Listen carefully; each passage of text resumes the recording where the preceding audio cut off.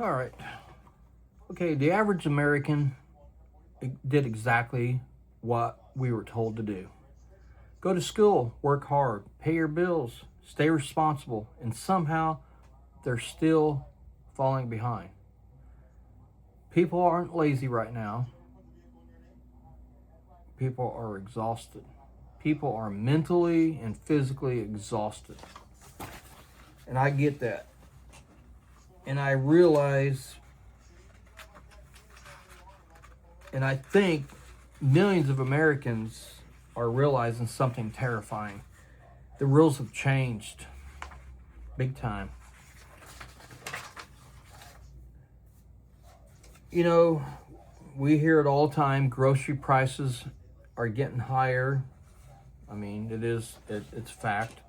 Gas prices have gotten really high.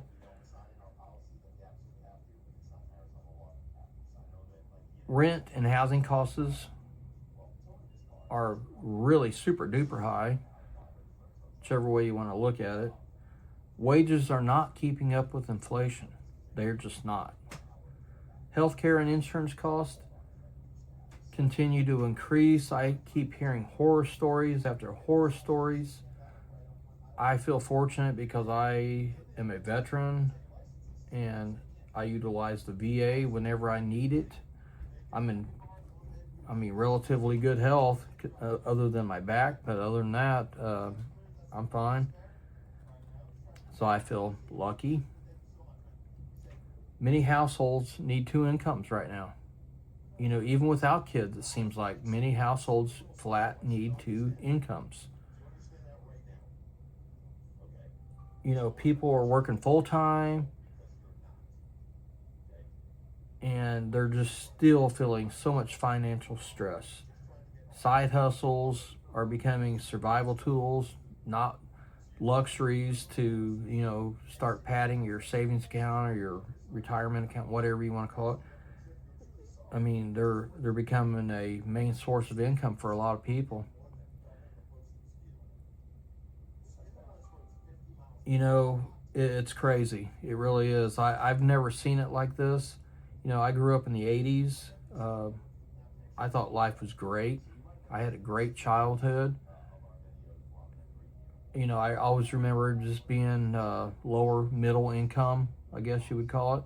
My mom and dad both worked. My dad was a police officer. My mom worked as a lab technician at a hospital.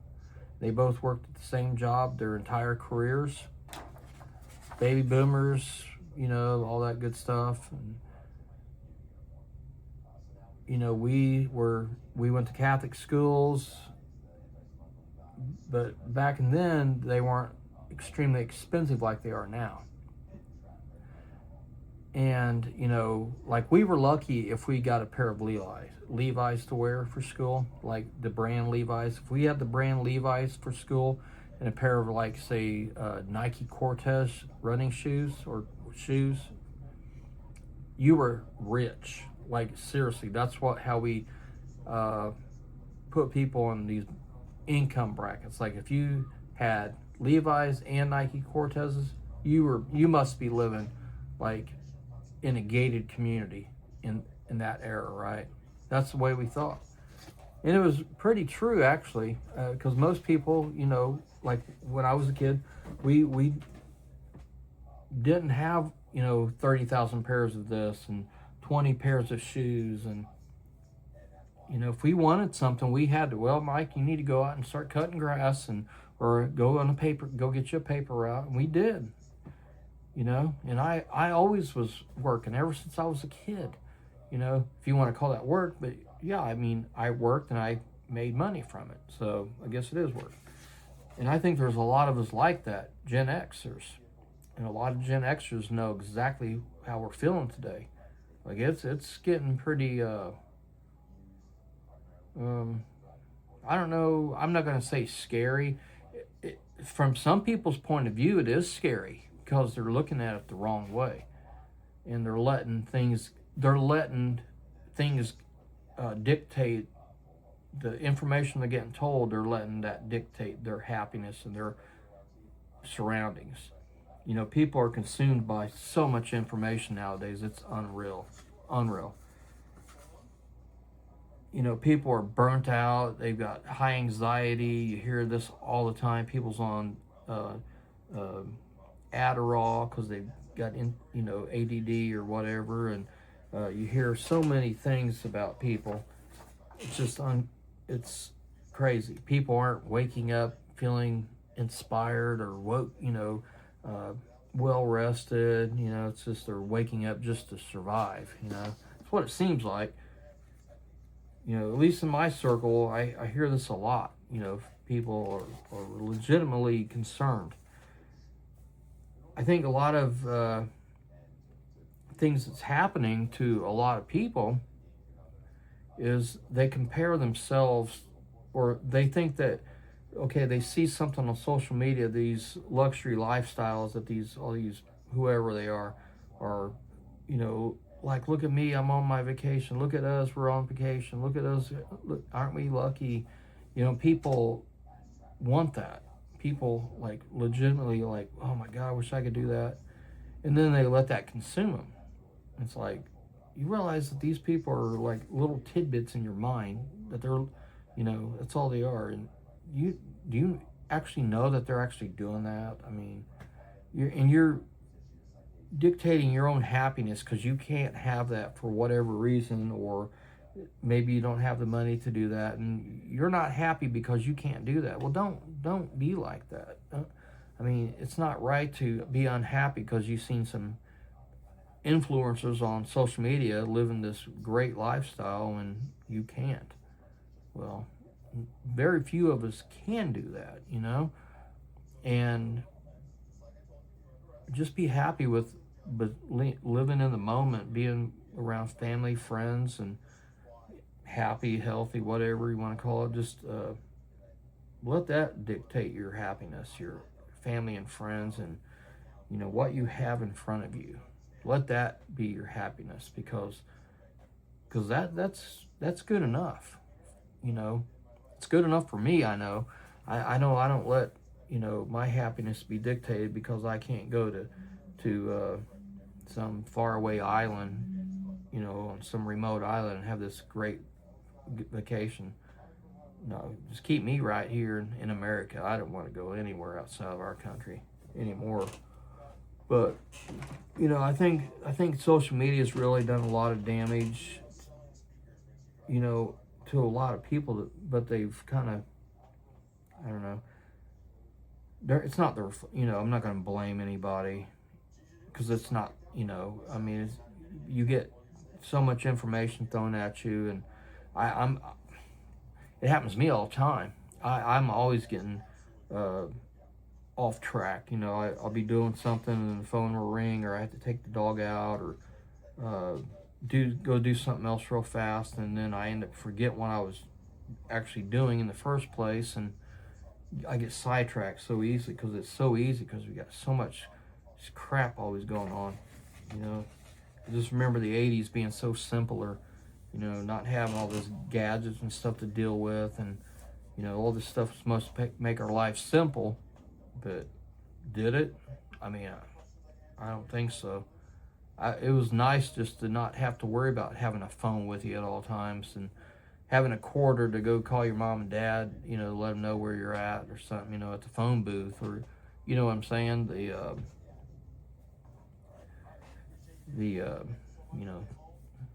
People don't even know what I'm talking about anymore when I say phone booth. It's like, the pay phone. It's like, what? Pay phone? What's that? People have no idea. But that's how we, did things back in the day. We didn't have pagers or mobile phones and stuff.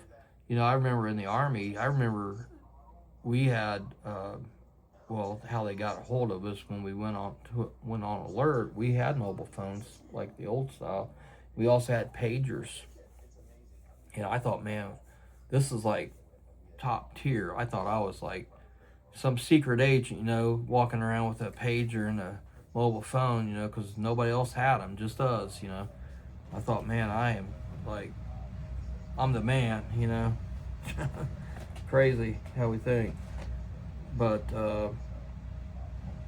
when you hear these words, average, the average cost of this, the average cost of that, we gotta kind of have to look at that and start thinking for ourselves instead of listening to so much crap that's thrown at us. Because there's so much to an average. Like if you hear the average cost of a home in the United States is, say, $416,000, we have to think about that. Like, what area of the country are you in? Are you in San Francisco? Are you in Southern California? Or actually anywhere in California, I guess. It's expensive, but most places are in California, like on the coast especially. But are you in Seattle, Washington? Or are you in, let's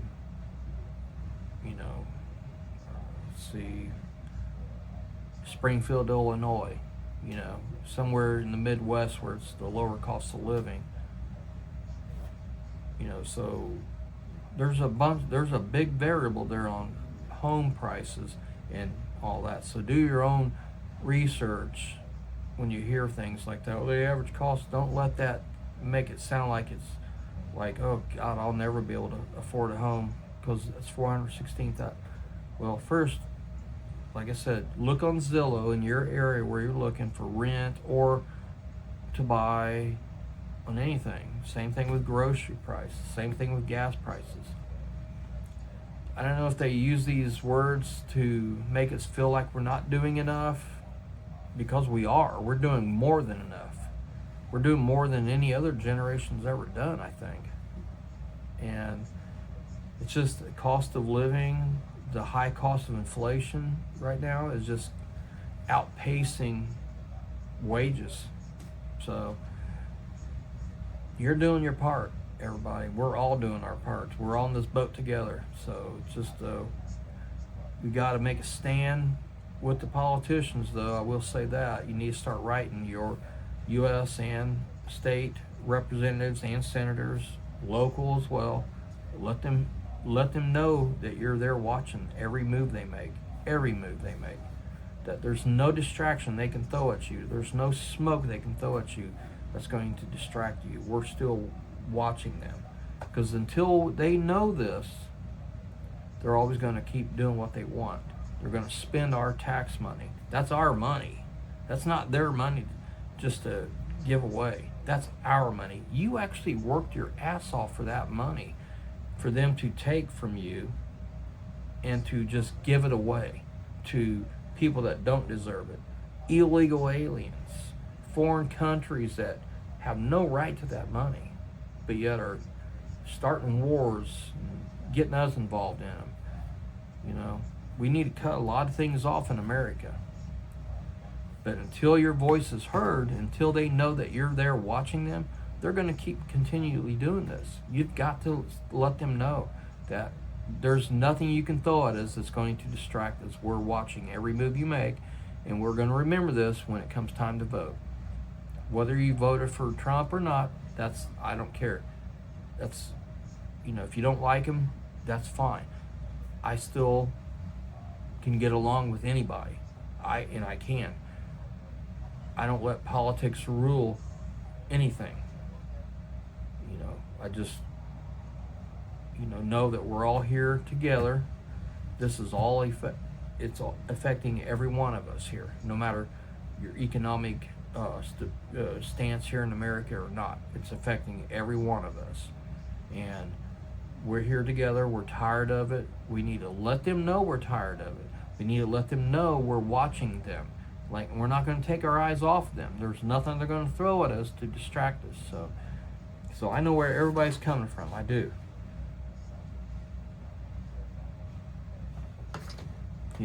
My only advice is to, think about, I know we talked about a little bit about wages, how they're not keeping up. Maybe look into other alternative methods of income. Start you something online, build you a little online side hustle or gig or whatever you want to call it. There's multiple ways to make money, multiple ways. That's what I did back in the day when I got hurt. I learned a lot of things and taught myself how to do a lot of stuff, and I created a legitimate business out of it. And that's where I'm at today, is by doing what I do. And I've got multiple streams of income always coming in. I'm a retired U.S. soldier, and I created an online business, after I had gotten out and everything. So, if I can do it, anybody can do this. But I'm not trying to sell you any. Trust me, I'm not here to sell you anything. I'm just letting you know that's what I did, and what path I went down.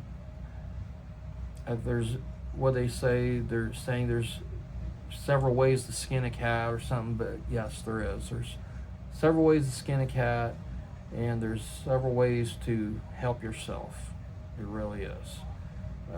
Even if you think the options are very limited, they're actually not. There's many options out there for you to do. But the more money you make, keep that money. Don't just because you make a lot more money, don't just go out and spend it all, because that's kind of defeats the purpose. I know people that makes millions of dollars that aren't doing so well financially because they live a very lavish lifestyle, because they, well, for whatever reason that is, I don't know. Some people are just bent on, having to try to impress people, which, you could come pulling up to me at a stoplight with a Lamborghini or a Ferrari, and I could care less. I could care less what you have. Great, good for you. Enjoy those payments. That's all I can say. And those high insurance costs and the gas costs and you get what I'm saying. Things don't impress me. People and being around family, friends, all that good stuff. That's what I like. That's what I love. And being able to enjoy time with people. That's what I enjoy. And I don't let things dictate my finances and whatnot. I mean, I've bought things that I regret, of course, who hasn't? But I also try to not fall into those traps of thinking that I need something when I really don't, because you will go broke fast doing that. So don't fall into the traps of all these marketers out there that's telling you that you need this, you need that. So, I know where everybody's coming from, because I've been there and lived that and done that and all that good stuff. So I'm here, and don't think that average is not good enough, because it is. And just do your own research when you see things and hear things. Don't get consumed by social media, the negativity in it. Be happy, because again, we live in the greatest country on earth, and we're all here together, guys. We're here together. So I grew up in the 80s, and I think that's the best time generation there is, right there, Gen X. At least from our point of view, we had the best music, the best movies, the best everything. Like, the best experience. We didn't have cell phones and none of this crap that we gotta have now. We just live life on our terms, and knew when we had to come home at night when the street lights came on. And what they say, I'm still alive even after, as they say, I drank water out of a garden hose, still do, and I'm still alive. It didn't kill me.